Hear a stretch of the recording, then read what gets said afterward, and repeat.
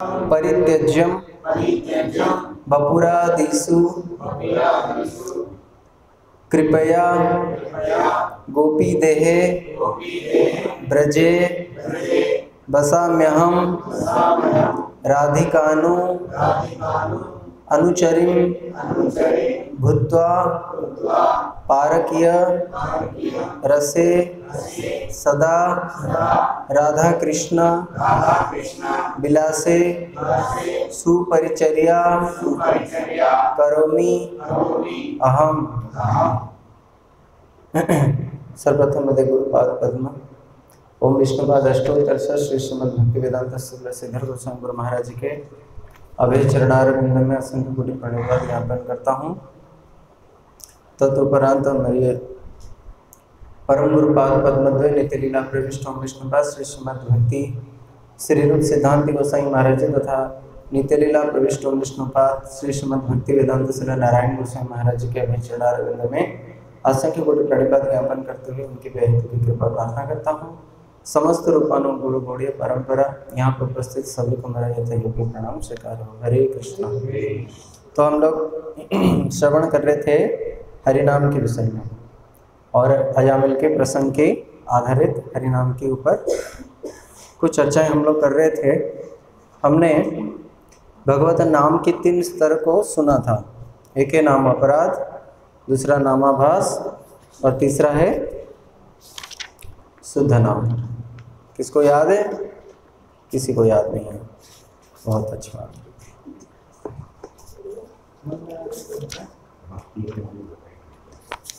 भक्ति के अंग बताया था।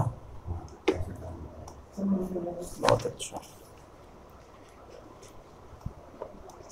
अच्छा सुना दो। क्या सुना था? कौन? दीपिका दीदी आप सुनाओ। आनंद दीदी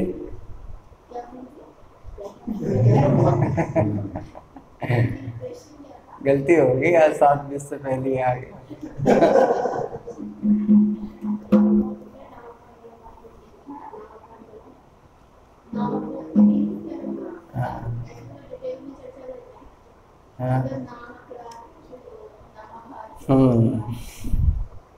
अजामिल के क्षेत्र में कौन सा नाम हुआ था? नामाभास। तो आज हम इसको अच्छे से थोड़ा और विश्लेषण करेंगे। जैसे एक व्यक्ति घर के अंदर होता है, जैसे सपोज किया जाए हमारे गिरधर प्रभु है।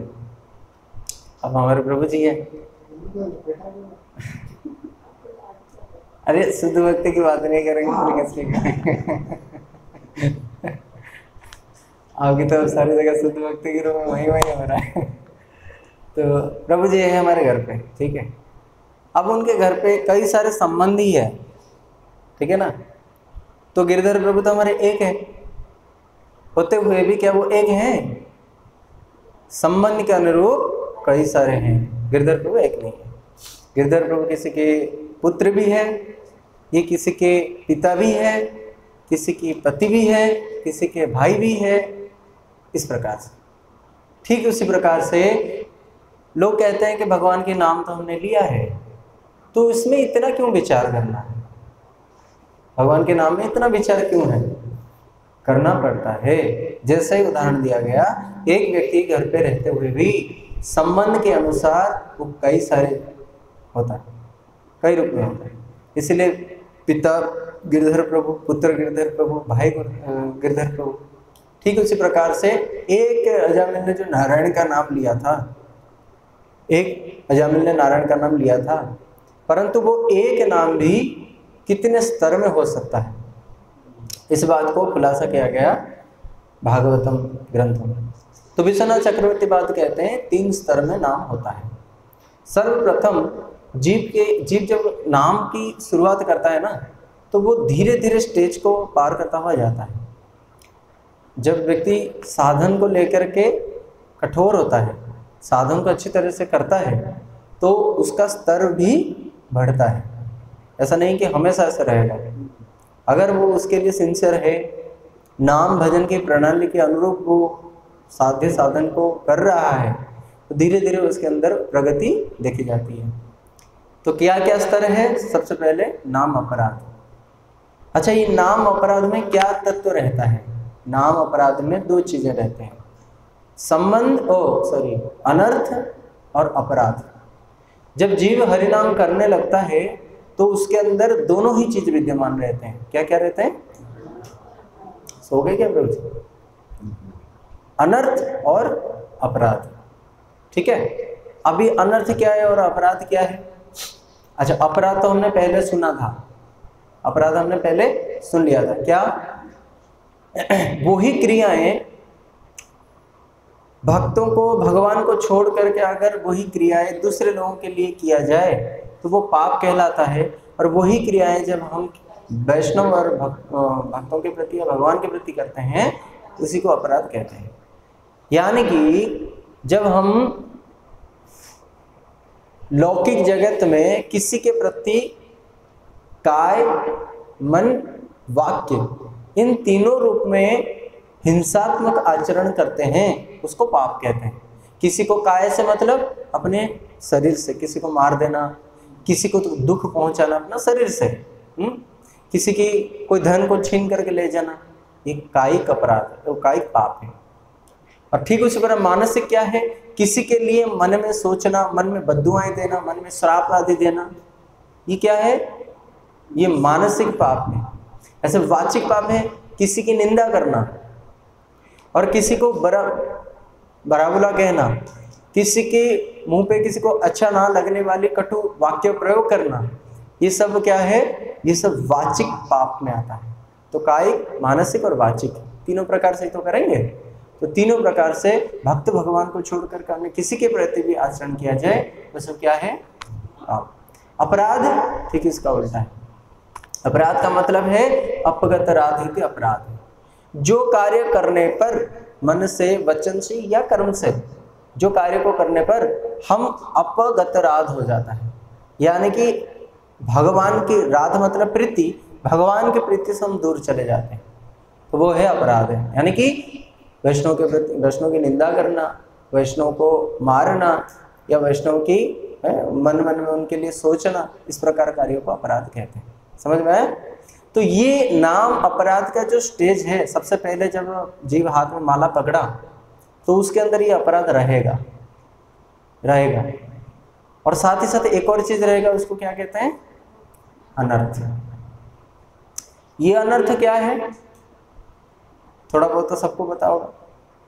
कहते हैं ना हमारे अंदर 6 शत्रुआं हैं, षड रिपु हैं। क्या था? हाँ, काम, क्रोध, लोभ, मोह, मद, मात्सर्य। पर इनको हमारे शास्त्रीय भाषा में क्या बताया गया है? कैसे इसका वो किया गया है? अविद्या, अस्मिता, हृदय द्रवल्य, ये आदि के प्रकार के रूप में ये रहता है। ठीक है ना? सबसे पहले अनर्थ, हम अनर्थ में क्यों हैं?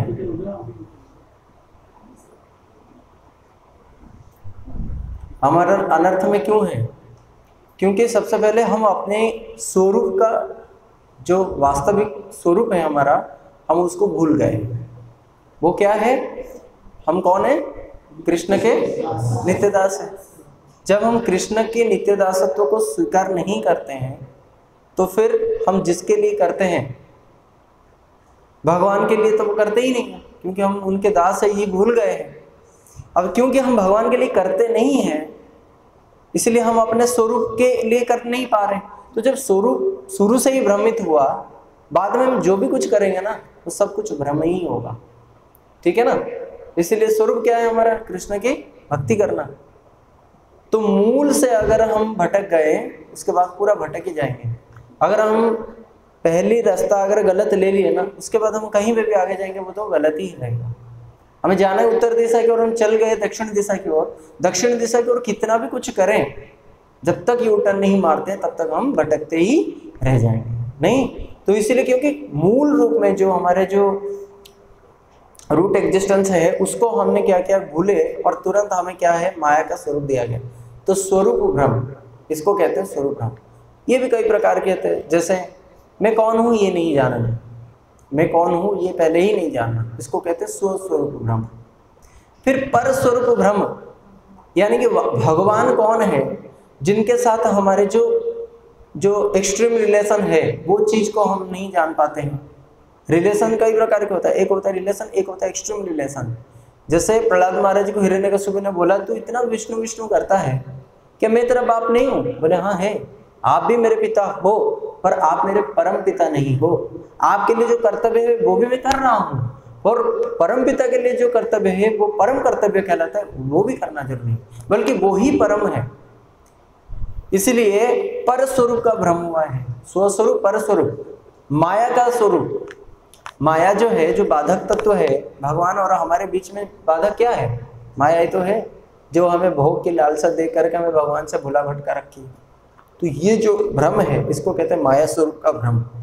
और चौथा वो है साध्य और साधन भ्रम, यानी कि सर्वश्रेष्ठ साध्य हमें क्या मिलेगा। हम साध्य को क्या समझते हैं? हम मुक्ति हमें मिल जाएगा, हम ब्रह्म में चले जाएंगे, या हमें जो निर्विकार निर्विशेष जो निराकार जो ब्रह्म ज्योति है वही हमारा लक्ष्य है। अक्सर करके आप दुनिया में लोगों को देखना, उनको पूछो तो क्या कहते हैं, हमें पहले अच्छे नौकरी करनी है, उसके बाद अच्छे से शादी वादी करनी है, उसके बाद हमें अच्छे से अपना जो है फैमिली के जो बहुत अच्छे अच्छे आगे चल करके जो प्लानिंग्स है उसको हमें फुलफिल करने हैं, उसके बाद और भी बहुत सारी चीज़ें कर कुरा करके फिर उसके बाद ना मोक्ष के लिए हमें हरिद्वार जाना है। ये क्या है मोक्ष? यही है वो ब्रह्म ज्योति वाला जो चीज़, समझ में आया? तो जो चतुर्वर्ग है, धर्म अर्थ काम मोक्ष, व्यक्ति धर्म करेगा यानी कि पुण्य करेगा, पुण्य से पैसा मिलेगा, अर्थ मिला, अर्थ से वो क्या करेगा, काम को वो करेगा, और जब ये तीनों चक्र से वो थोड़ा निवृत्त होगा तो फिर वो मुक्ति में अपने आप को निराश्रय कर देगा। तो अपना अस्तित्व था ही क्या? कृष्ण दास। अब वो कहाँ तो भूला भटका रहा काम, धर्म अर्थ काम में, उसके बाद वो मोक्ष की ओर चल गया, यानी कि पूरा का पूरा वो भूला भटका हुआ है। तो साध्य ही उसको पता नहीं है। अच्छा, जब साध्य ही पता नहीं है कृष्ण, तो साधन कैसे पता चलेगा कि कृष्ण भक्ति को पाने के लिए हमें कृष्ण नाम या इस प्रकार के आचरण करना है? तो उसको पता ही नहीं चलता। अगर उसको किसी ने बता दे कि भाई तुम्हें मोक्ष में जाना है, पहले तो किसी ने उसको बोला कि तुम्हें अच्छे से नौकरी करनी है, साध्य उसने यही समझा कि मेरी जो 25 साल के बाद मेरे को क्या करना है। जीव क्या सोचता है, मेरे को अच्छे से पढ़ाई लिखाई करनी है, नौकरी करनी है। तो नौकरी के लिए उसने साधन क्या चुना? अच्छा स्कूल में एडमिशन लिया, अच्छा पढ़ाई किया, खूब कंपटीशन किया, खूब अच्छा रिजल्ट मिला उसको, और उसके बाद वो क्या करता है, नौकरी के बाद फिर क्या करता है, किसी ने उसको बता दिया कि अब जो है तुम्हें बहुत अच्छे कंपनी में जाना है या बहुत अच्छे कॉर्पोरेट में जाना है, तो उसके लिए वो क्या करता है, फिर और कुछ और हासिल करना होता है, उसके लिए वो साधन ढूंढता है। क्यों? साध्य उसको क्या है, बहुत बड़ा कॉर्पोरेट में जाना है, और वहाँ पे भी क्या बनना है, CEO बनना है, या फिर XYZ जितने भी सब ऊपर के लेवल, तो वो व्यक्ति वो करता है। कोई आप लोगों ने देखा होगा, जब मैं पढ़ाई करता था तो हमारे कॉलेज में ना एक CA के टीचर थे, वो CA भी थे, CS भी थे, ICW भी थे, साथ ही तीनों डिग्री उनके पास थे। 70 एज में भी वो क्या कर रहे थे, तब भी और पढ़ रहे थे। तो हम पूछते थे कि सर अब क्या रह गया जो अब आप पढ़ाई कर रहे हैं 70 साल की उम्र में? तो वो कहते थे ये तो कुछ भी नहीं, अभी तो पढ़ाई बहुत बाकी है। ठीक है, ज्ञान जो है ना वो हर उम्र में, धृतराष्ट्र को भी अंतिम समय में ज्ञान, परंतु कौन सा ज्ञान? गधे बनने के लिए ज्ञान नहीं है, परंतु यही ज्ञान, ये जो शुरुआत वाली जो बीज है ना, वही चीज उनको पता नहीं। जब साध्य ही पता नहीं है तो साधन सही कैसे हो सकता है? तो ये भ्रमित हो गया ना। फिर उसके बाद उसको किसी ने बोला कि भाई अब तो तुम बूढ़े हो गए, अब तो तुम्हें क्या करना चाहिए, हरिद्वार जाकर के मुक्ति प्राप्त करना चाहिए। अब उसको मुक्ति का वास्तव बात ही पता नहीं है। मुक्ति क्या है? स्वरूपेण व्यवस्थित थी मुक्ति, यानी कि कृष्ण के पाद पद्म में अपने आप को न्यौछावर करना, उनकी सेवा करना, भक्तों की सेवा करना, गोलोक वृंदावन या राम जी के साकेत की वैकुंठ धाम में जाकर भगवान की शक्ति की, शक्तिमान की सेवा करना।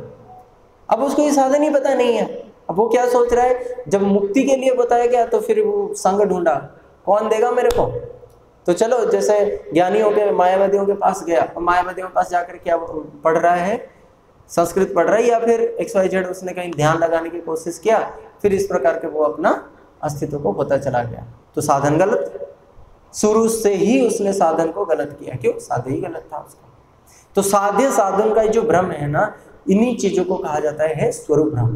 तो स्वरूप एक तो पहले खुद को नहीं पहचाना, शरीर समझ करके सारा सब कुछ साधन किसके लिए किया? शरीर के लिए। जब उसको पता चला तुम तो शरीर नहीं हो, तो किसी ने उसको ये तक नहीं बोला कि तुम जीव हो, जीवात्मा हो, नहीं, किसी ने उसको ये बोल दिया कि तुम ब्रह्म हो।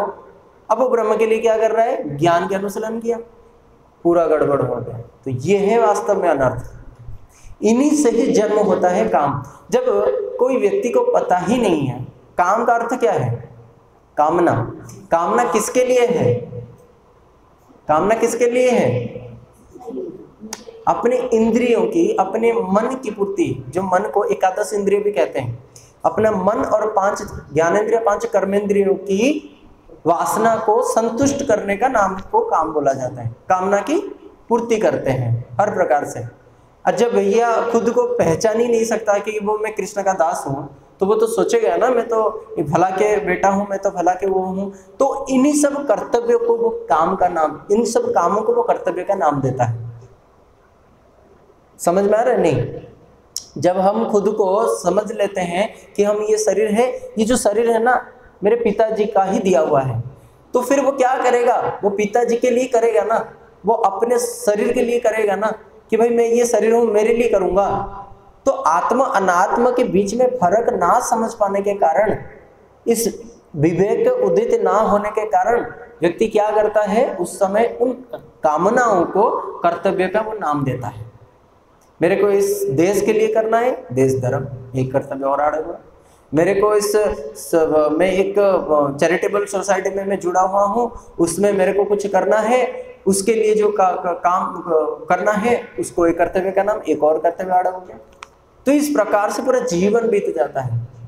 जब वो कामना को भोग करता है ना, कामना को भोग 5 इंद्रियों से किया जाता है, 5 ज्ञानेंद्रियों से और 5 कर्मेंद्रियों से, 10 इंद्रियों से दिया जाता है। यानी कि भोग की वस्तुएं इन 5 इंद्रियों से डाला जाता है, और वो जब शरीर के अंदर जाता है तो वो उसके शरीर के अंदर जो इन इंद्रियों का राजा है ना, वो है मन।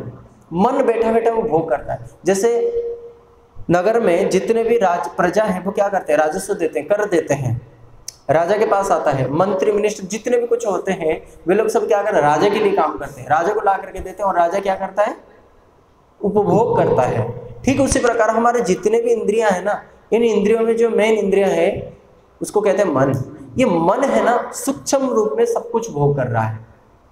आप लोग देखे होंगे, अगर इंद्रियां ही हमारा सब कुछ भोगता है, तो कई बार हम इंद्रियों को देते हैं परंतु फिर भी सुखी नहीं है।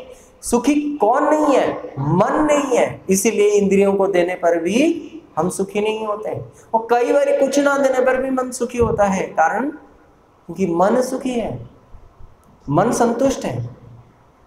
संतुष्ट होने के कारण सुखी हो गया, असंतुष्ट होने के कारण सब द्रव्य होने के बावजूद भी सुखी नहीं हो सकता। तो इन्हीं चीजों की वजह से क्या होता है? मन ढूंढता रहता है। जब कामना में बाधा आता है, जब हम कामना के रास्ते में कोई ऑब्स्टेकल्स आते हैं तो क्रोध उत्पन्न होता है। कोई एक, जैसे आजकल देखे होंगे लड़के लड़कियां जैसे आपस में प्रेम करते हैं, तो प्रेम करते हैं, विवाह के लिए घर वाले राजी नहीं होते। क्या है? इंद्रियों की सुख है, स्पर्श इंद्रियों की सुख है, और वो क्या है? मन में। क्योंकि मैंने अभी क्या बोला, मन ही वास्तव में भोगता है। यहाँ पे जितने भी जड़ आनंद की भोक्ता कौन है? यहाँ पे आत्मा है। आत्मा तो परमार्थिक और आनंद की जो चिन्मय आनंद की जो भोक्ता कौन है? वो आत्मा है। परंतु जड़ आनंद के भोक्ता कौन है? आत्मा कभी हो ही नहीं सकता, क्योंकि जड़ आनंद के बारे में पता ही नहीं है उसको। ये गीता में बता रहे हैं। अब ये जो जड़ आनंद जब मन की तक नहीं जाता है ना, कई बार लोग कहते हैं, बच्चे कहते हैं कि देखो हम थोड़े ना उसके शरीर को प्रेम किया, हम तो मन है, मन में भी होता है। वो कहते ना मेरी फीलिंग्स है उसके प्रति, मेरा वो मन है, मेरा मन से ही मैं उसको वो करता हूँ। आप लोग कैसे कह सकते हैं? मन ही सब कुछ है। समझ में आया ना? इसीलिए जितने भी लोग भोग कर रहे हैं ना, वो भोग वृत्ति ही प्रत्येक व्यक्ति का नाम ही असुर है। यहाँ पे यानी कि जिसको भी मन को संतुष्टि मिला है जड़ आनंद को भोग करके, उन सब की वृत्ति कैसी है? आसुरिक वृत्ति वाले। तो कहते हैं हम तो प्रेम किया, हमने कौन सा गुनाह किया? हमने तो प्यार किया, मोहब्बत किया, हमने कौन सा गुनाह किया? पाप तो यही है ना कि हमने क्यों किया, कारण हमारे जीव के साथ तो स्वतंत्र रूप में जीव से कोई संबंध ही नहीं है, और वास्तव में संबंध भी नहीं है। कल अगर वो शरीर बदल जाए, उसके साथ कभी भी हो ही नहीं सकता। एक लड़का एक लड़की को प्यार करता है, अब वही लड़की उसकी सहेली के वेश बना करके आया, जबकि वो सहेली भी उसके पास आती है, ये लड़का भी उसको जानता है, पर उस दिन वो सहेली के वेश बना करके आया। लड़का कहता नहीं नहीं, तुम्हारे दोस्त कहाँ हैं जिससे मैं प्यार करता हूँ? तो इसका मतलब क्या हुआ? शरीर से ही ना, अब तो वो तो केवल रूप लेकर के आया। अगर तुम मन से प्यार करते हो तो मन को तो भैया किसी ने देखा ही नहीं। तो इस प्रकार कविराज गोस्वामी चैतन्य चरितामृत में इस बात को सिद्ध किया है। तो इसीलिए जितनी भी कामना है ना, वो किसी दूसरों को संतुष्ट करने के लिए नहीं है। आत्मेंद्रिय प्रीतिवांछा अपने इंद्रियों की प्रीति के लिए है, इसको कहते हैं काम। इसी को भगवान गीता में बता रहे हैं। अब यही बात में जब बाधा आती है तब होता है क्रोध। तो ये जितने काम, क्रोध, मद, मोह, मात्सर्य जितना भी है, ये आंगर, ये एम्बिशियस, ये जितने भी है, ये सब कहाँ से आया? अपने आप को भूले। कहाँ से? कि हम कौन है और परतत्व कौन है, हमारे उनके बीच में संबंध क्या है। तो इसी प्रकार से ये अनर्थ, ये सब जो कंटामिनेशन है, ये हमारा हृदय में जन्म जन्मांतर से स्टोर होता हुआ है। अब व्यक्ति माला कर रहा है, उस माला जो प्रारंभिक अवस्था में उसके हृदय में काम भी है, क्रोध भी है, मद मोह लोभ है, और साथ ही साथ अपराध भी है। अच्छा, अपराध का कारण क्या है बताओ? नाम अपराध का कारण क्या है? हाँ, और कोई कारण क्या है? अपराध होने का कारण क्या है? अनर्थ ही है, अनर्थ ही है अपराध का। नाम अपराध कितने हैं? 10 है ना। इन 10 में देखना जितने भी है ना, ये सब कहीं ना कहीं हमारे अनर्थ से जुड़े हुए होंगे। और इस प्रकार 4 प्रकार का अपराध, हम डिटेल में नहीं जाएंगे, खाली सुन ले। सुकृतियुक्त अनर्थ, दुष्कृतियुक्त अनर्थ, भक्तियुक्त अनर्थ, अपराधयुक्त अनर्थ, हम अंदर नहीं जाते हैं। पर ये जैसे साधु निंदा है, हम निंदा किसी की क्यों करते हैं? हमारे हृदय ना मात्सर्य है। ये मात्सर्य कहाँ से आया? अनर्थ है ना। काम, क्रोध, लोभ, मोह, मद, मात्सर्य क्या है? अनर्थ में आता है। तो अनर्थ मात्सर्य के कारण ही हमें क्या मिला? साधु निंदा। हम किसी की निंदा क्यों करेंगे? कोई कैसा भी हो, हमें उससे क्या मतलब है? हम जलते हैं, हम उससे जलते हैं। ये जो हमारे जो जलन है ना, जो ये चीज ही क्या है? हमारा अनर्थ। इसी अनर्थ के कारण। अच्छा, दूसरा क्या है? गुरु अवज्ञा। मान लो गुरु अवज्ञा। दूसरा तो वैसे अन्य देवताओं को मानना, भगवान के साथ मानना। खैर, मान लो गुरु अवज्ञा है। ये गुरु अवज्ञा क्यों है? क्यों करते हैं हम गुरु अवज्ञा? क्योंकि हम अपने कंफर्ट जोन को छोड़ते नहीं। हमारे जो कंफर्ट जोन है ना, हम उसको छोड़ते नहीं। गुरु ने आदेश दिया कि तुम्हें मैं ये जगह नहीं देता हूँ, वो जगह देता हूँ, तुम उधर जाओ और उधर प्रचार करो। नहीं गुरुजी, मैं तो यहाँ करूँगा। क्यों? वहाँ क्यों? वहाँ पे मेरे लिए कोई अनुकूलता नहीं है, वहाँ पैसे नहीं आते वहाँ पे जनबल नहीं है, धनबल नहीं है, वहाँ पे मेरी 2 बढ़ाई करने वाले नहीं हैं, तो फिर मैं कैसे जाऊँगा वहाँ? तो ये क्या है? हमारा जो आरामदायक चीज़, ये हमारी जो अनर्थ है ना, यही हमें आगे नहीं बढ़ाना। तो ये नहीं, अनर्थों की वजह से ये अपराध रहता है। यानी कि अभी तक जब तक हम अनर्थ और अपराध के साथ रह रहे हैं, तब तक हम क्या करेंगे? नाम अपराध ही करेंगे। ठीक है ना? समझ में आ गए? दूसरे, ये नाम अपराध से हम ऊंचे अवस्था में कैसे जाते हैं? हम धीरे धीरे आएंगे। नाम अपराध में जो 10 नाम अपराध, उसको अच्छे से श्रवण करेंगे, सब कुछ करेंगे। फिर दूसरे स्तर पे जब हम जाते हैं ना, उसको क्या कहा जाता है? नामाभास। ये कैसे होता है? यहाँ पे क्या चीज होता है? यहाँ पे 2 चीज रहता है। पहले क्या था? अपराध में, नाम अपराध में अनर्थ प्लस अपराध, ये दोनों थे ना गौरव प्रभु, अनर्थ और अपराध थे ना। अब जब नामाभास उसका ऊंचा अवस्था में चले जाते हैं ना, वहां पे अनर्थ रहता नहीं है, काम क्रोध ही वगैरह ही नहीं रहता है, अपराध रहता है, अपराध रहता है। इसलिए अपराध सहित अनर्थ रहित। आई बात समझ में?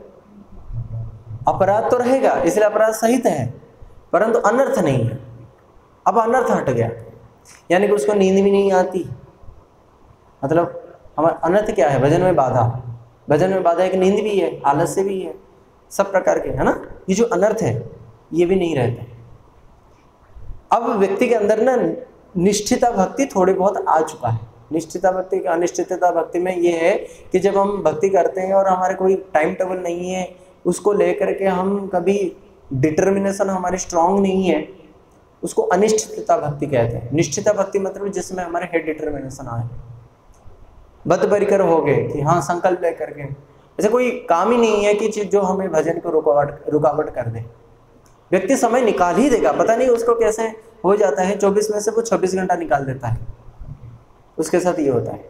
जब वो निश्चिता भक्ति में आता है ना, इसका मतलब समझ जाना उसके अंदर वो अनर्थ नहीं है। ठीक है, अब उसके ऊपर अवस्था क्या है? अच्छा, ये कैसे आता है? ये हमारा अनर्थ दूर कैसे होगा? तो महाप्रभु कहते हैं निरंतर नामे नाम अपराध जाए। अगर हम अपराध कर रहे हैं, गुरु अवज्ञा हो जाता है, कई बार हमें नींद भी आती है और चैंटिंग हरिनाम कर रहे हैं, ड्राइविंग हरिनाम कर रहे हैं, हमारे दीपक प्रभु गाड़ी चला रहे हैं और हरिनाम खींच रहे हैं, तो माला में अभी हम फोन चलाते हैं, कई बार हम इतने बड़े बड़े भक्त बनते हैं, पार्टियों में भी जाते हैं ना, हरिनाम करते हैं वहाँ पे, और बातें कैसे, सब लोग इधर भी देखें उधर भी देखें, तो हम दोनों ओर से हम खुद को जस्टिफाई करते हैं। क्या हो ये फिर किसके लिए? नहीं, कुछ नहीं होता। यही लोग ही तुम्हें बोलेंगे कि यार ये डोंगी है। अब भगवान तो जानते ही है कि मेरे नाम को लेकर के प्रतिष्ठा ले रहा है, भगवान तो शुरू से ही जानते हैं। ये लोग ही हमें प्रतिष्ठा नहीं देंगे, जिनके लिए हम बड़े तिलक मार करके रहना। मैंने कई जगह देखा है, काफ़ी जगह तो ऐसे हैं लोग जाते नहीं हैं, काफ़ी जगह ऐसे है कि कंठी भी उतार करके चले जाते हैं, तिलक वगैरह कुछ नहीं लगाते हैं, और चोटियों को मतलब इतनी छोटी तो एक चोटी रखते हैं, उसके ऊपर भी उसको बालों में छुपा करके रखते हैं। तो ये सब क्या है ना, हम इधर के ना हम उधर के। आई बात समझ में? तो इस प्रकार क्या होता है, ये सब अपराध में आता है। तो जब हम अच्छे से माला करते हैं, कुछ दिन तक हम सवेरे उठ करके, भक्ति विनोद ठाकुर कहते हैं भजन रहस्य के अंदर, अगर हम वास्तव में हरिनाम करना है ना, जो सुबह का समय होता है ना, केवल वही समय ही हमें हरिनाम के लिए। अगर कोई महानुभाव व्यक्ति जो निरंतर हरिनाम कर रहे हैं, वो भी अगर कोई एक स्पेसिफिक टाइमिंग बता रहे हैं कि ये टाइम आपके लिए अच्छा है, तो कर लेना चाहिए उस समय हरिनाम, उसी टाइम ही कर लें, खत्म। अगर हमारे हरिनाम के लिए प्रीति नहीं है तो फिर हम क्या करें, कम से कम ऐसे स्थान में, ऐसे टाइम में करें, कम से कम हमारा मन तो थोड़ा शांत हो। अब देखें ना, जैसे ही 10 बजने के बाद हम हरिनाम पकड़ते हैं ना, मन हमारा इतना पता नहीं कैसे चंचल होता है, काल का प्रभाव। क्योंकि सुबह का समय सत्वगुण प्रधान रहता है, सात्विक वातावरण रहता है। जैसे ही हम 8-9 बजे का जो ब्रेकफास्ट वो करते हैं, आज तो ब्रेकफास्ट नहीं होता, आजकल तो सीधा ब्रंच ही होता है, 11-12 बजे के बाद ही चीज़ें होता है। तो उस समय मध्याह्न के बाद जब हम लोग माला करते हैं ना, तो माइंड हमारा बहुत चंचल रहता है। मैं खुद भी जब मैं 12 बजे की या फिर कभी रात के टाइम में माला करता हूँ, तो मेरा मन में ये रहता है कैसे करें, ये प्रोग्राम कब करना है, और दिमाग चलता रहता है। हरिनाम लाइन से होता ही नहीं है। और गृहस्थों के, संसार के लोगों के तो हाँ कितने सारे चिंताएं हैं उनके, तो ये सब चीजें हाँ बस बहुत हवी पड़ता है। और कोई व्यक्ति अगर मान लो 8 बजे तक, शाम को 8 बजे तक माला नहीं किया और उसका 16 बाकी रह रहा, फिर तो उसके लिए ना माला आसान हो जाती है। अजीब नहीं लगता? अब वो करेगा क्या, टीवी चला करके ही करेगा, फोन चला करके ही करेगा, पता ही नहीं लगेगा कब 4 घंटे 12 बजे तक उसका वही है। या तो 8 बजे के शाम के 8 बजे की बात करो, या तो सवेरे 4-5 बजे की बात, ठीक है ना, ऐसे सलाह। तो भजन रहस्य में बताया गया, अगर हम सिंसियरली भजन को करे जाते हैं कुछ साल तक, तो फिर निरंतर नामे नाम अपराजय, निंदा करेंगे नहीं, निंदा सुनेंगे नहीं, जो हमारे बस की बात है हम निंदा नहीं करेंगे, निंदा नहीं सुनेंगे, हमारे बस की बात है, हम कुछ समय तक पालन करें। जिन लोगों से हमारे दूरियां बनाना है उनके साथ अगर हम डेफिनेटली बनाते हैं तो कोई बड़ी बात नहीं है, 5-10 साल के अंदर नामाभास के स्तर पे आ जाएंगे। गुरुवर कहते हैं, गुरुवर तो ये तक कहते हैं इसी जीवन में भाव की अवस्था तक तुम पहुंच सकते हो। और भगवान के नाम की तो ऐसी कृपा है, ऐसी कृपा है, एक पता नहीं कौन सी नाम, हम इतने नाम क्यों कर रहे हैं, पता नहीं कौन से नाम है भगवान रिझ जाए, नाम प्रभु रिझ जाए और वही शुद्ध नाम हमारे निकल जाए। कई बार तो ये भी होता है साधक के हृदय में भक्ति महारानी विद्यमान हो चुकी है, पर साधक को पता नहीं है, साधक समझ रहा है अब क्या है, मेरा तो कुछ भी नहीं है, हंसावादस हो गई क्या। कई बार होता ही है कि साधक के हृदय में भक्ति महारानी आ चुकी है, भक्ति का प्रादुर्भाव हो चुका है, पर साधक को ही पता नहीं है अभी। उस समय क्या है कि हृदय के अंदर भक्ति महारानी उनके टेस्ट ले रही है। तो ये सारे अवस्थाएं आते हैं कैसे, केवल एक ही चीज है, निरपराधे नामे नाम अपराध। और नाम अपराध अगर मान लो हमारे हाथ में भी नहीं है, अपराध भी हमारे हाथ में नहीं है, तो फिर क्या नाम छोड़ दें? या नाम अपराध में अगर हमें इतना वो है तो क्या नाम छोड़ दें? नहीं, फिर अपराध कैसे जाएगा? कुछ और काम करना पड़ेगा, क्वांटिटी बढ़ानी पड़ेगी। जैसे मान लो हम 16 ही माला करते हैं, 16 माला खत्म हो गया ना, फोन करते हैं और कैसे हो, तो ठीक है बढ़िया है, तुम सुना? कुछ नहीं, बढ़िया है, प्रभु जी है ना, ज़्यादा ही मार रहे हैं वो आजकल, है ना, लेनी पड़ेगी उसकी क्लास, तो बड़ा बन रहा है, बहुत वो बन रहा है, देखते हैं उसको। अरे हम भी देखे हैं, गुरुजी ने तो उनको हमारे सामने ही ऐसे बोले थे, ये वो है। अच्छा और तुम कैसे हो, तुम्हारे, अरे तुम उस दिन आए नहीं, क्या भक्त बनोगे तुम, हमें देखो हम क्या भक्ति कर रहे हैं। अब जब दूसरों की बातों पे हम टाइम देते हैं, इसलिए हमारे प्रेमानंद प्रभु कहते हैं, हम मठों में या फिर घरों में जब हमारे पास समय होता है ना, तो हमारे दिमाग क्या कहता है ना, क्या वो कौन सा स्कल, खाली खोपड़ी जो है शैतान का घर होता है, वही वाली बात है। चाहे मठ में रहो, चाहे गृह थको बने थको, किसी भी अवस्था में हमें खाली नहीं बैठना है। अच्छा ये भी एक अपराध में आता है, पता है, जब हम दीक्षा ले लेते हैं, हम अपने समय को अगर जाया कर रहे हैं तो ये भी एक अपराध आता है, क्योंकि हमारे गुरु वर्गों ने समय को हमारे लिए खर्च किया है। तो अगर हम उन ग्रंथों को नहीं पढ़ रहे हैं और हमें जो भगवान के नाम दिया है हम उनको नहीं कर रहे हैं, तो ये जो समय है ना वो अभी हमारा नहीं है, वो हमने अपने आप को तो गुरु जी को समर्पण कर ही दिया ना दीक्षा के समय। तो गुरु जी ने बोला है कि तुम समय को नष्ट नहीं कर। अब जब समय को नष्ट करते हैं वो भी एक अपराध में आता है। इसीलिए अगर हमारा माला हो जाता है ना, तो फिर हम क्या करते हैं, इधर उधर की बातें और वो करते हैं, फिर वो माला का तो पूरा का नाश मार देते हैं। माला की जो थोड़ी बहुत भी फल मिलना था, वैसे तो नाम अपराधी है, कोई क्वालिटी नहीं उसके, ऊपर से और उसको खत्म कर दिया। और दूसरा, हम अपना संस्कार को भी खराब कर दिया। जब हम निंदा करते हैं, मैंने बताया था ना, संस्कार भी खराब हो जाता है, तो संस्कार भी खराब कर दिया और समय भी खराब कर दिया। इसीलिए क्वांटिटी बढ़ानी पड़ेगी। नहीं अब 16 नहीं 32 में, देखना 64 माला में आज एक माता जी से बात हो रही थी, बोले प्रभु जी कैसे कर लेते हैं 64 माला। मैं शुरुआत करी थी 4 बजे उठ करके रात को 12 बजे तक इतने माला ऐसे करी, एक हफ्ते भर में। ये उर्मिला माता जी है ना, यही कह रही थी, कहते इतनी माला।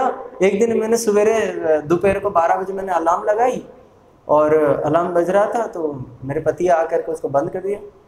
फिर मैं 5 घंटा सो गई 5 घंटा सो गए। उसके बाद जब मैंने, क्योंकि बहुत काफ़ी दिनों का नींद पूरी नहीं हो रही थी, तो जब उठे तो मैंने कहा कि मेरे फ़ोन आज नहीं बजा था, हमने बंद कर दिया। बोले क्यों बंद कर दिया? मैंने माला नहीं कर पाए। बोले देख रहे तुम्हारी हालत कैसी हो गई माला करते करते। अब सोचो, जो व्यक्ति को माला के लिए टाइम ही नहीं मिलेगा, अब वो तो पागल हो जाएगा ना, कैसे मेरी माला की संख्या नाम पूरा कंप्लीट हो। हरिदास ठाकुर क्या वैश्या का संग नहीं कर सकते थे? संग मतलब उधार, संग मतलब कथा सुनाना, परंतु उन्होंने अपना संख्या को पहले क्यों पूर्ण किया? शंका यहाँ पे गलत अर्थ नहीं, वो वेश्या की दृष्टि से गलत है। हरिदास ठाकुर ने जो बोला हो, उनको बोला है कि मैं तुम्हारा संग करूंगा, पर तुम यहाँ पे बैठो, पहले अपना संख्या पूरा करता हूं मैं। वहां पे हमारे गुरुवर्ग क्या विचार देते हैं, संघ का मतलब क्या है, मैं अपना संग प्रदान करूंगा। और हरिदास ठाकुर का कोई संग प्रदान करे, संग पाएगा तो उसका क्या होगा, इसका वास्तव अर्थ यह है। परंतु उन्होंने अपना संख्या नाम पूरा किया। अब देखो, जो व्यक्ति खुद भजन करता है ना, किसी को उपदेश देना भी नहीं पड़ता, उसकी भजन को देख करके दूसरे व्यक्ति प्रचारित हो जाते हैं। अब हम क्या करें, चिल्ला चिल्ला कर गला फाड़ फाड़ कर तो प्रचार करते हैं, दूसरों के हृदय में जीरो है, क्योंकि हमारे हृदय में ही भजन के बल नहीं है, चित्त बल नहीं है। हम खुद ही नहीं माला कर रहे हैं, तो हम जिसको जितना भी बोले कभी फर्क पड़ने वाला नहीं। स्वामी महाराज जी जब जाते थे, स्वामी महाराज जी जब जाते थे, हमारे गुरुवर्ग कभी जाते थे, हमारे गुरुदेव कभी विदेश जब जाते थे, उनको देख देख करके लोग क्यों बदल जाते थे, क्यों बदल जाते थे? कारण उसका यही है, कारण उसका, क्योंकि एक शुद्ध भक्त के चारों तरफ ऐसे पॉजिटिव वाइब्स हैं जिसको कि शुद्ध भक्त कभी बोलना ही नहीं पड़ता। अगर वो बोल दिए तो उनकी मुख से जो भी निकला ना, मुखारबिंद से जो भी निकला, वो तो उसका हृदय को परिवर्तन कर ही देता है। तो इसी प्रकार से जब निरंतर हम नाम करेंगे, क्वांटिटी बढ़ा देंगे, प्रजल्प नहीं करेंगे, और इस प्रकार के जब कई दिन तक करते रहेंगे, निरंतर नामे नाम अपराध जाए, तब नाम अपराध फिर चला गया, अब हमें पता ही नहीं चला। तो अपराध से दूर हो गए, इसके बाद नामाभास में आ गए। और फिर नामाभास में जब हम नामाभास को प्रैक्टिस करते हैं, अच्छा नामाभास होता क्या है? नाम अपराध अंधकार के समान। नाम आभास क्या है? आभास। जैसे उदाहरण देते हैं, सूर्योदय होने वाला है, सूर्योदय से पहले एक चीज और होता है, अरुणोदय। अर्थ क्या है? अरुणोदय से भी पहले आभास होता है। आभास मतलब अभी सूर्य पूर्व आकाश में आए नहीं है, पर आने वाले हैं। तो क्या होता है, अभी आए नहीं है, दिख नहीं रहे, कहीं से कहीं तक भी दिख नहीं रहे। समुद्र के तट पे खड़े हो जाओ, पूर्व आकाश में सूर्य आए ही नहीं है, पर अभी क्या हो गया, अंधकार हट गया, अब अंधकार भी नहीं है। जब अंधकार नहीं रहता तो अंधकार के अपोटेनेंट कुछ चीजें और भी नहीं रहते हैं। क्या है? जैसे भूत भाग जाते हैं। भूत कब रहते हैं? दिन के अंदर, दिन में नहीं, रात को ही ज्यादा उनका वो रहता है। तो भूत भाग जाते क्यों? क्योंकि अंधकार नहीं है। भूतों का आश्रय क्या है? अंधकार है। जब अंधकार ही नहीं रहा, क्या हो गया? भूत ही नहीं रहे। डाकिनी साकिनी पिशाची भाग जाते हैं। और साथ ही साथ और क्या होता है? अंधकार हट जाता है, भूत पिशाच भाग, चोर भी भाग जाते हैं। चोर रात को ही तो वो करते हैं, और चोर ही भाग जाते हैं। अब इसका अर्थ समझो क्या है? पूर्ण आसमान में जो ज्वलंत सूर्यपिंड है वह शुद्ध नाम, उसको शुद्ध नाम के समान तुलना किया गया। हमारे जो 12 बजे जो पूर्ण आसमान में जो हमारे सर के ऊपर जो दिन के बेला में सूर्य जो विद्यमान रहते हैं, वह पूरा सूर्य है ना, उसके सामने किसी के बस नहीं चलता। वो इतना तेजस्वी है, इतना इफल्जेंट है, समझ रहे हो? और उससे पहले सूर्य जब आए नहीं, उस समय क्या होता है? नामाभास। वो ये सूर्य आभास को नामाभास कहा जाता है। और उससे पहले क्या होता है? नाम अपराध, वो है रात्रि का समय। तो नामापराध है रात्रि के समय हुआ, तो रात्रि भी बीतती है ना। रात्रि कैसे बीतती है? रात्रि के साथ ही बीतती है रात्रि। ठीक उसी प्रकार नाम अपराध के साथ नाम अपराध भी गया। सूर्य आभास हुए, तो आभास के समय क्या क्या मैंने बताया था? अंधकार हट जाता है, डाकिनी साकिनी चोर पिशाच चले जाते हैं। तो इसका ये अर्थ हुआ, हमारे हृदय के अंदर जितने भी अपराध रूपी अनर्थ रूपी अनर्थ है, हमारे काम क्रोध ये सब कुछ चीजें, ये भी सब कुछ क्या हो जाता है? चला जाता है। ठीक है, आई बात समझ में? आभास में और क्या होता है? नामाभास में हमें सब कुछ वांछित फल मिलता है। नामाभास में अगर हम नाम कर रहे हैं और नाम अपराध से हम नामाभास में पहुंच चुके हैं ना, हम कुछ भी मांगेंगे ना, वो सब कुछ हमें मिलेगा। सुन लो क्या क्या मिलता है।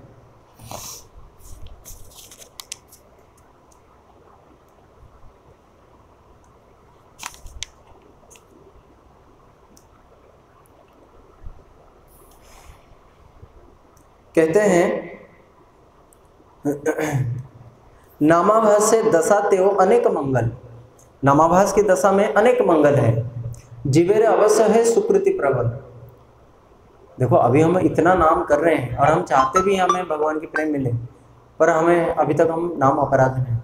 जब सोचो अगर इसके हायर स्टेज में पहुंच जाएंगे तो नामाभास में और पता नहीं कितने सारे हमें मंगल वो होगा। क्या होगा? कहते मुक्ति अनायास में मिल जाएगा, जिसके लिए ज्ञानी लोग जन्मांतर से क्या करते हैं, ध्यान लगाते हैं, इतना मेहनत करते हैं, यम नियम आसन प्राणायाम प्रत्याहार ध्यान धारणा समाधि आदि बड़े बड़े अष्टांग योग आदि चीजों को पालन करते हैं, और वो केवल नामाभास में हो जाता है। इसका साक्षी भी कौन है? हरिदास ठाकुर जब गए थे तो कुलीन ग्राम में एक व्यक्ति रहता था, उसका नाम क्या था? गोपाल चापाल। उसने बोला, चैलेंज दिया, हरिदास ठाकुर ने बोला कि नामाभास से मुक्ति हो जाएगी, जो इतने करोड़ों कल्प में भी ज्ञानियों को ज्ञान के अनुसंधान से नहीं हो सकता, वो केवल नामाभास में हो जाएगी। जबकि नामाभास अति तुच्छ है। हमारे भक्ति जगत में नामाभास की तो कोई हैसियत ही नहीं है। ऐसे नहीं बोलना है कि हैसियत ही नहीं है, क्योंकि ये नामापराध का ऊपर स्टेज है, हमारे लिए तो बहुत कुछ है। तो जब उसने सुना ना, बोला है मुक्ति जैसी चीज और आप कह रहे हो कि नामाभास में हो जाएगा? अगर ये बात नहीं होगा, मैं कहता हूँ नहीं होगा, और अगर ये बात हुई तो फिर कल मेरा नाक गल जाएगा। और सचमुच में अगला दिन उसका नाक ही गल गया था। फिर जब वो महाप्रभु के चरण में प्रार्थना किया, फिर उसके बाद उसका जो है अपराध क्षमा हुआ, क्योंकि वास्तव में वो नामाभास के रूप को जानता नहीं। तो इसीलिए नामाभास में और क्या होता है, मुक्ति तो हुआ ही है। कहते हैं सर्व रोग है निवारण, कोई रोग नहीं होगा। और क्या है, यक्ष रक्ष भूत प्रेत गृह समुदाय नामाभास सकल अनर्थ दुर्जन। सकल अनर्थ मतलब इस जगत में जितने भी मोस्ट पॉसिबल क्या, जितने भी हमारे अनर्थ हैं वो सब कुछ नष्ट हो जाएगा नामाभास में। सोचो नामाभास कितनी बड़ी चीज है। अब तो हम दवाइयाँ खा रहे हैं, वो खा रहे हैं, कितना कुछ कर रहे हैं, धन आए पैसा आए सब कुछ। अच्छा, नामाभास के फलस्वरूप हम ब्रह्मा भी बन सकते हैं। और तो और क्या, ऐसे कोई वस्तु ही नहीं है जिससे नामाभास नहीं हो सकता है सिवाय कृष्ण प्रेम के। केवल कृष्ण प्रेम को छोड़ करके नामाभास के अंदर सारी शक्ति है कि आपको सब कुछ दे सकता है। आपको कोई चिंतामणि दे दो, वो भी दे देंगे, सब कुछ होगा। अब मैं तो यहाँ पे बंद कर देता हूँ, क्या बताऊं मैं आपको। इसलिए भगवान के नाम के दो फल हैं, एक मुख्य फल, दूसरा गौण फल। मुख्य फल है कृष्ण प्रेम। कृष्ण प्रेम भी कई तरह की है, सखा रूपी कृष्ण प्रेम, वात्सल्य रूपी कृष्ण प्रेम, प्रियतम रूपी कृष्ण प्रेम, दास्य रूपी कृष्ण प्रेम, इस प्रकार के कृष्ण प्रेम। तो ये कृष्ण प्रेम तो नहीं मिलेगा, देखो, क्योंकि इसके अंदर इतनी शक्ति नहीं कि कृष्ण, यानी कि इस जगत में जो भी कुछ बन जाओ कृष्ण प्रेम से सबसे नीचे ही रहेंगे हम, समझ रहे हो। इसलिए जो लोग भक्ति करके कृष्ण प्रेम को मांगते हैं ना, ऑटोमेटिक उसके अंदर सब कुछ आ जाता है। परंतु क्या है, लैक ऑफ फेथ, विश्वास के अभाव। ये मैंने किसी को बोला कि आप जाओ गोवर्धन परिक्रमा करो, पर मांग रहे कृष्ण भक्ति, वो थे कुछ अपने काम के चलते वो दुखित है। अब मैंने उनको बोला, मैंने कहा देखो गिरिराज जी तो सर्वविष्ट प्रदाता है, जाओ मांग लो, पर क्या मांगना है। अभी मैंने आप लोगों को कुछ समय पहले एक संकल्प कराया था, अभिमानम परित्यज्यम अपराधेषु कृपया गोपी देहे ब्रजे वसाम्यहं राधुकानुचरिं भूत्वा पारके रस सदा राधा कृष्णा विलासे सुपरिचर्या करोम्यहम्। ये हमारे गुरुदेव श्री नारायण गोसाई महाराज जी हमेशा कहते थे, गिरिराज जी जाओगे यही मांगो। अब कहीं पे भी जाओगे यही मांगोगे, है ना। गुरुदेव ये बात को कहते थे, इसलिए मैंने इसको लिख लिया कि हमारे जो अंतिम गोल क्या है, गुरुदेव इस बात को कहते थे, चाहे देश में हो चाहे विदेश में हो, चाहे इस्कॉन वालों को भी कहते थे। इस्कॉन वालों को पता नहीं क्या है उस समय, आज तो सब कुछ पता है, पार की रस क्या है, गोपीदे क्या, ये सब चीज़ें गुरुदेव उस समय भी बताते थे। जब ये चीज़ हो जाए तो ऑटोमेटिक वो सब चीज़ें हो जाता है। अब सोचो ना, शुद्ध नाम के अंदर नाम आभास है या नहीं है। कोई किसी व्यक्ति के पास 100 रुपये है, 99 पे उसके अंदर है या नहीं है, सब कुछ उसी के अंदर आ जाता है ना। सिंपली कृष्ण भक्ति कैले सर्वकर्म कृत है, ऐसा कोई कर्म ही नहीं है जो कि नहीं हो सकता। तो फिर भाई हम क्यों मांगे अलग करके। अगर कृष्ण भक्ति का लिए सर्वकर्म कृत है, कृष्ण भक्ति भी कर रहे हैं और साथ साथ देवताओं की भी वो कर रहे हैं, पितरों का भी वो कर रहे हैं, तो फिर इसका मतलब क्या हम कृष्ण भक्ति वास्तव में कर ही नहीं पा रहे। इसी को ही रूप गोस्वामी कहते हैं अन्याभिलाषिता शून्यम ज्ञान कर्मादि अनावृतम। वही चीज नहीं कर पा रहे। देवताओं को पूजा करना ज्ञान कर्म में आता है, हम उनको कर रहे हैं। किसी ने बोला कि भाई शंकराचार्य सबसे बड़े गुरुजी हैं, उनके भी वो करो। नहीं भैया, शंकराचार्य के मुख दर्शन नहीं करना है हमें, शंकराचार्य की मुख दर्शन नहीं करना है, परंतु वो शंकर की जो मुख्य वो है, क्या है, वैष्णवानाम जथा शंभु, वो हमारे लिए सर्व आराध्य है। अभी कुछ दिन पहले, अभी कुछ समय पहले, मैं ये बताना नहीं चाह रहा था, पर क्योंकि एक अपने लाइफ का एक छोटा सा वो है, मैं एक साइट पे अभी द केरला स्टोरी आया है, मैं उसको उसका प्रिंट वर्जन देख रहा था। तो बीच में ना उसको कभी देखना नहीं, उसको कभी देखना नहीं आप लोग, क्योंकि उसमें जो वो जो मुसलमान है ना, वो ना पहले तो शिव जी की खूब निंदा करी, ठीक है, वो जो निंदा मैं बता नहीं सकता, निंदा करी, उसके बाद वो रामकृष्ण की भी निंदा करी। और जब मेरे को आभास हुआ कि ये निंदा करने वाले ना, मैं उस समय बंद कर दिया और उस समय मैंने संकल्प ले लिया कि नहीं, ये नहीं देखना। अब क्या है कि वो तो वास्तव में लास्ट में जाकर कुछ और चीज़ को स्थापना करेंगे, परंतु कर तो अब हमें थोड़ी ना गुरु वर्ग ने बताया कि तुम टीवी में अगर देख रहे हो तो निंदा नहीं है, विष्णु वैष्णव की निंदा दोनों ही सुनना पड़ेगा। इसलिए मैं पहले ही आप लोग को आगाह कर दिया कि नहीं देखना, चाहे कितना भी इंटरेस्ट क्यों ना आए, देखेंगे नहीं। अपने लिए हम स्वधर्म निधन से परधर्म भाग नहीं करना, ठीक है ना। तो ये चीजें कभी भी नहीं करना, ज्ञान कर्म अंदर नहीं जाना। तो इसीलिए नामाभास के अंदर कृष्ण प्रेम को छोड़ करके सब कुछ मिल सकता है। फिर जब धीरे धीरे साधक और भजन करेगा तो फिर उसको क्या मिलेगा, यानी कि समय हो जाएगा 12। फिर 12 बजे कृष्ण तेजस्वी होकर के चमकते हैं और वो व्यक्ति के अंदर सब कुछ लक्षण दिखाई देगा। फिर वो व्यक्ति कैसा बन जाएगा, वो भगवान को नहीं ढूंढेगा, भगवान उसको ढूंढेंगे। समझ रहे हो, सर्वत्र उसका प्रकाशमान हो जाएगा, जाज्वल्यमान हो जाएगा। यह है शुद्ध नाम। तो शुद्ध नाम कैसे हुआ, 3 स्तर में हुआ। जब शुद्ध नाम में आ जाता है ना व्यक्ति, तो उस समय भी 2 चीज रहता है। पहले तो हमने नामापराध में क्या सुना था, अनर्थ सहित अपराध सहित। उससे ऊपर उठे, अनर्थ हट गया, अनर्थ रहित हो गया, पर अपराध अभी भी है। जब शुद्ध नाम में चले जाते हैं तो ये जो अपराध है ना, इसमें भी स्टेजेस हैं, प्रायिक अपराध, नैष्टिक अपराध, आत्यंतिक, ये सब कुछ नष्ट हो गया, अपराध अब है ही नहीं, ठीक है, अपराध नहीं है। और उसके साथ एक और चीज ऐड हो जाता है, वो है संबंध ज्ञान सहित। अब उसको भली भांति संबंध ज्ञान का अनुभव हो जाएगा कि कृष्ण मेरे लिए क्या है क्या नहीं, ठीक है। अपराध सहित अनर्थ रहित इज इक्वल टू नाम अपराध, अपराध सहित अनर्थ सहित, और अनर्थ रहित अपराध सहित नामाभास, अपराध रहित संबंध ज्ञान सहित शुद्ध नाम। तो हमें कौन सा करना है, पहले तो यही करना है नहीं करना है, ठीक है। हाँ जी,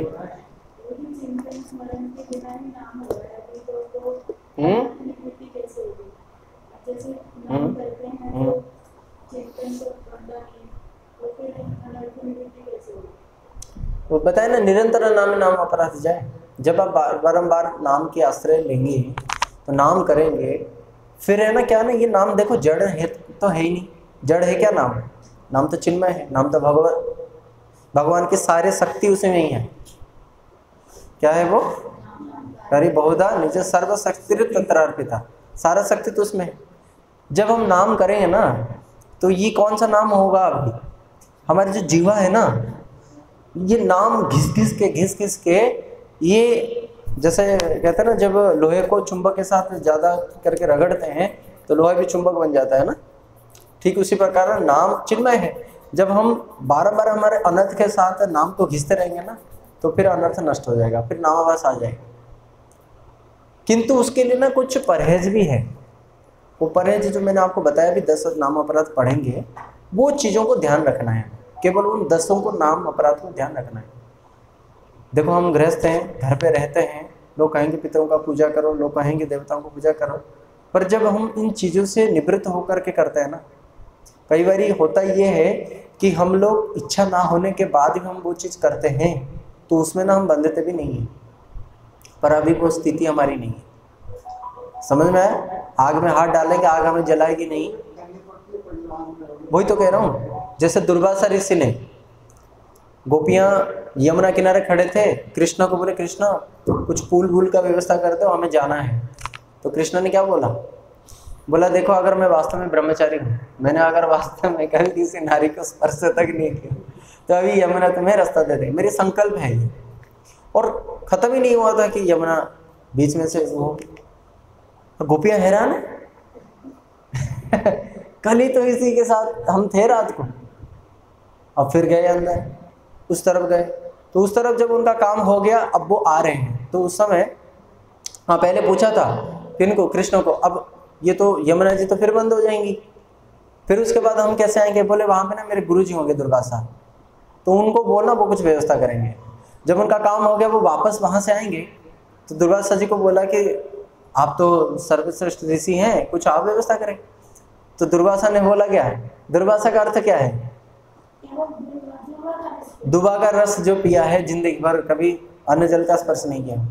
उन्होंने बोला कि पहले देखो तुम लोगों ने जाना चाहते हो? बोले हाँ जाना चाहते हैं। तो कृष्ण ने उनको बोला था कि मेरे गुरु जी की सेवा करना, क्योंकि भक्तों को अगर हम वो करते हैं ना, पहले सेवा करनी पड़ती है। तो उन्होंने ना काफ़ी सारे जो भी उनके साथ जो भी अन्न, दाल चावल जो भी कुछ था, उन्होंने खूब भर भर के खिलाया। किसको? दुर्वासा जी को खिलाया। दुर्वासा जी खाए, ऐसे खाए कि डगार भी नहीं ले पा रहे, ठीक है ना। तो इतने में दुर्वासा ने संकल्प किया, अगर मैंने अन्न का एक दाना भी नहीं खाया होगा तो यमुना तुम्हें रास्ता दे। जैसे ही बोला यमुना जी चले। क्या कारण है? क्या कारण है? निराहारस्य देहि। जो निरासक्त होकर के हम किसी की बात को रखते हैं ना, तो उससे हम बंधते नहीं हैं। इसीलिए कोई भी कर्म अगर आसक्ति से रहित होकर के हम करते हैं, उसमें हमारी आसक्ति नॉट इवन सिंगल%, अगर हमारी आसक्ति नहीं हो तो फिर वो कर्म बंधन में हम बंधेंगे नहीं। इसीलिए कर भक्त भी वही काम करते हैं, पर क्यों नहीं बंधते? क्योंकि उसमें उनका आसक्ति नहीं होती। जिनका आसक्ति होता है वो बंधता है, जिनका आसक्ति नहीं होता वो बंधता नहीं। इसलिए कृष्ण ने कभी भी अपने लिए उन्होंने विहार नहीं किया है, कृष्ण ने गोपियों की इच्छा को पूरा किया है, इसलिए दे दिया तुमने। और जब दुर्वासा जी को भी खिलाया, दुर्वासा जी को खाने का कोई इच्छा नहीं था, क्योंकि गोपियों के मन रखना था, इसलिए उन्होंने खाए। इसलिए निरासक्त होकर के उन्होंने काम किया, इसलिए वो बंधे नहीं। तो इस प्रकार से जब हम बारंबार प्रयास करेंगे तो फिर हमारे जो है ये चीज होएगा, अपराध का स्टेज एक दिन जाएगा। ठीक है। जैसे हम माधुरी भाव में भक्ति करते हैं, दासी भाव तो बिल्कुल खत्म हो जाता है, तो वो दासी भाव को रहता है नहीं, माधुरी भाव में रहता है कि बस एक से भक्त को देख कर दासी भाव में। सुनो,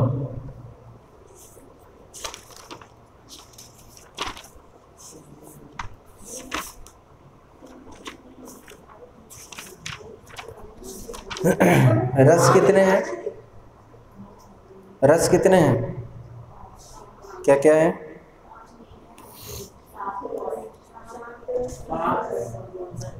मुख्य रस और गौण रस के रूप में दो चीजें हैं। मुख्य रस है 5, गौण रस है। इसलिए जब हम भगवान की आरती करते हैं 2 प्रदीप से, पंच प्रदीप और सप्त प्रदीप, यानी कि इतने रसों से हम आपकी आरती करते हैं। तो मुख्य जो रस है वो है 5 मुख्य रस है, जिसे हम कृष्ण आराधना करते हैं। एक है सबसे पहला शांत नीचे से, फिर दास्य, सख्य, वात्सल्य, माधुर्य। ठीक है, माधुर्य जो है सबसे ऊंचा है, उसमें भी फिर हम जो चले जाएंगे फिर श्रृंगार और पारकिया, ये सब चीज़ें। तो पहला है कौन सा? शांत रस। शांत रस में एक गुण है, उसको कहते हैं निष्ठा। ठीक है, निष्ठा मतलब भगवान की भक्ति में निष्ठा। जैसे प्रहलाद महाराज शांत रस के भक्त है ना, तो उनमें क्या आया? निष्ठा का गुण। जब हम उसके ऊपर बढ़ते हैं, कौन सा रस आता है? दास्य आया ना, दास्य में शांत का निष्ठा कॉमन रहेगा ही, निष्ठा कॉमन रहेगा ही, और उसके साथ साथ दास्य का एक और नया ऐड हो जाएगा, उसको कहते हैं ममत्व, मेरा। जैसे हनुमान जी का मेरे प्रभु का काम है, नहीं शांत तो रहेगा, शांत का निष्ठा तो रहेगा ही उसमें, अगर निष्ठा नहीं रहा तो फिर वो नहीं है। इसलिए जितने ऊपर हम जाएंगे ना, वो नीचे का सारा गुण उसी में ही रहेगा। शांत से ऊपर बढ़े ना दास्य में, तो शांत का जो निष्ठा था, निष्ठा वाला गुण तो उसमें रहेगा ही, प्लस उसके साथ ममता, ममत्व वो ऐड हो जाएगा। दास्य से ऊपर कौन सा है? सख्य। सख्य में शांत का निष्ठा तो रहेगा ही, दास्य का ममत्व भी रहेगा, और सख्य में एक और चीज ऐड हो जाएगा, उसको कहते हैं विसंभ्रता। विसंभ्रता मतलब क्या है? जैसे शांत में और दास्य में ना, ये मेरे भगवान है, ये वाला जो चीज है ना, इसको कहते हैं संभ्रमता। संभ्रमता मतलब भगवान को भगवान मानना। जैसे हम लोग भी डर जाते हैं, अरे ये तो भगवान, इनके चरण में अपराध नहीं करना, ये चीज है, इसको कहते हैं संभ्रमता, थोड़ा डर का भाव। इसका ठीक उल्टा को कहते हैं विश्रम्भता। कन्हैया ब्रज में कुछ भी कर लें, वो कभी भी सखाओं को वो नहीं कर सकते कि मैं भगवान हूं। एक बार वैकुंठ में ले भी गए थे, और वहां पे फिर बेइज्जती भगवान की हुई, ठीक है ना। जब कभी भगवान खेलते हैं तो उनकी बेइज्जती अच्छी खासी होती है ना, और फिर ठाकुर जी को कोई खिलाता भी नहीं। फिर झूठ बोल देते हैं, मैया को जाकर के बोल देते हैं कि देखो देखो ये कन्हैया ने माटी खाया है। फिर कृष्ण को बोलना पड़ता है, ना हम भक्षितो बानम सर्वे मिथ्या विसंसन, सारे झूठे हैं, सारे मक्कारे हैं। भगवान को फिर वो करना पड़ता है। इसको कहते हैं विश्रम्भता। भगवान को भगवान ना मानना, आमा के सम माने, अपना के सम माने, आमा के सम और अधीन। मेरे को छोटे मानते हैं और अधीन मानते हैं और समान मानते हैं। तो समान कौन मानेगा?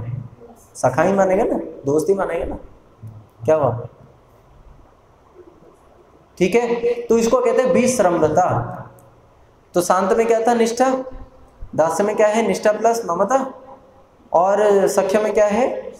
निष्ठा, ममता और विश्रम्भता। जब हम ऊपर बढ़ते हैं कौन सा आता है? वात्सल्य रस। तो जो वात्सल्य रस में फिर क्या हो जाता है?